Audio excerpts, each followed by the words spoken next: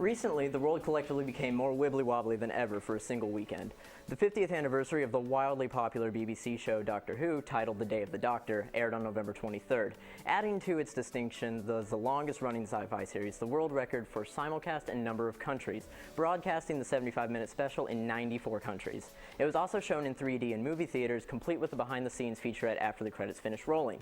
Now, on to the special itself. Caution, possible spoilers ahead, and if there's one thing us Whovians hate, it's spoilers. The special hits all the right notes for the fandom. We of course have Matt Smith and Jenna Louise Coleman returning as the 11th Doctor and Clara, respectively.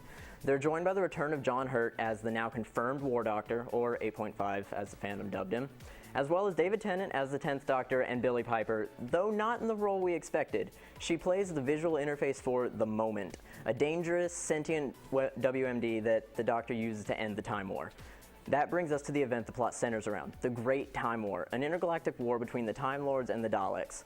The Time War is a great event referenced frequently from the start of the series' rebirth in 2005, but has never been directly addressed until now.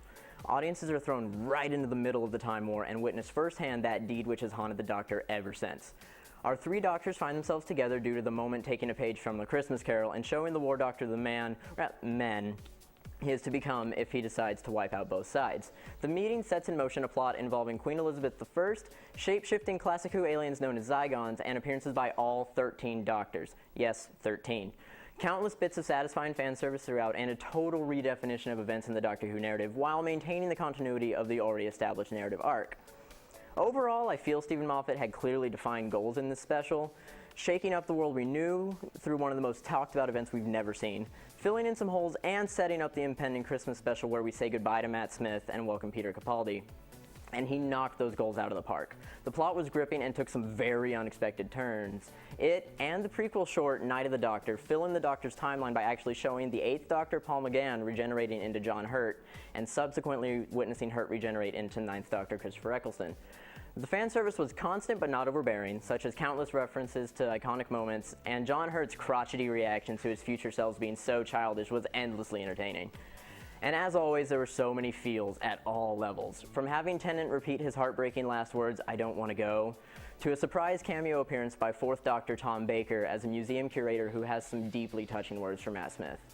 The fact that they were able to include every single Doctor on screen, both individually through the use of archive footage, and a brief glimpse of Capaldi's Doctor to come, and standing together as a group thanks to flawlessly executed CG compositing, were two of the most beautiful moments in this special, and that's really saying a lot with a special full of powerful moments.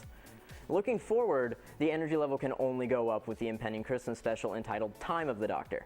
Between the 50th special and comments from Moffat himself, it turns out that the man we know as 11 is in fact the Doctor's 12th regeneration. Time Lords can only regenerate 12 times, meaning technically he shouldn't be able to regenerate again into Peter Capaldi.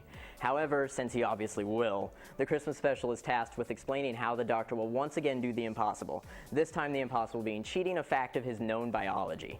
And he must do all of this while fighting off iconic Whovian foes, the Daleks, the Cybermen, the Silence, and even the Weeping Angels.